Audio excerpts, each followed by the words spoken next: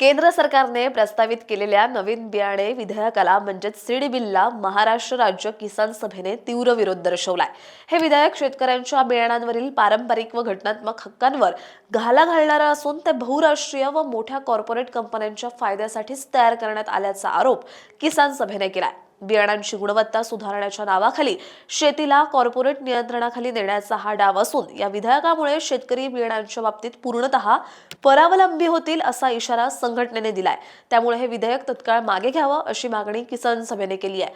प्रस्तावित विधेयकात बियाणांची अनिवार्य नोंदणी, परवाना प्रणाली, QR कोड आणि डिजिटल ट्रॅकिंग करण्याची तरतूद करण्यात आली आहे। यामुळे गाव पातळीवर बियाणे जतन करणारे शेतकरी, आदिवासी समुदाय तसंच छोटे बियाणे उत्पादक कायदेशीर अडचणीत सापडतील असं किसान सभेचं म्हणणं आहे। नोंदणी नसलेल्या बियाणांच्या विक्रीवर बंदी आल्यास देशी व पारंपरिक बियाणांचं जतन, वापर आणि देवाणघेवाण हळूहळू बंद होईल।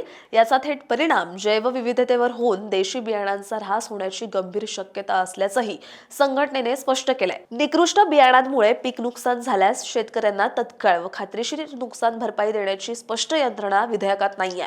मात्र नियमभंगाच्या नावाखाली शेतकऱ्यांवर कडक दंड व शिक्षेची तरतूद करण्यात आली आहे। ही तरतूद अन्यायकारक व शेतकरी विरोधी असल्याचा आरोप किसान सभेने केलाय। या विधेयकामुळे कृषी क्षेत्रातील अधिकार केंद्र सरकारकडे अधिक केंद्रित होणार असून यातून राज्याच्या कृषी धोरणांवर मर्यादा येतील। यामुळे शेतीविषयक निर्णय स्थानिक गरजांपासून दूर जातील अशी भीतीही संघटनेने व्यक्त केली आहे। या विधेयकाला शेतकरी विरोधी ठरवत राज्यभर आंदोलन छेडण्याचा इशारा महाराष्ट्र राज्य किसान सभेने दिलाय। शेतकरी हिताचे मूलभूत बदल न झाल्यास केंद्र सरकार विरोधात संघर्ष अधिक तीव्र केला जाईल असंही संघटनेने स्पष्ट केलंय।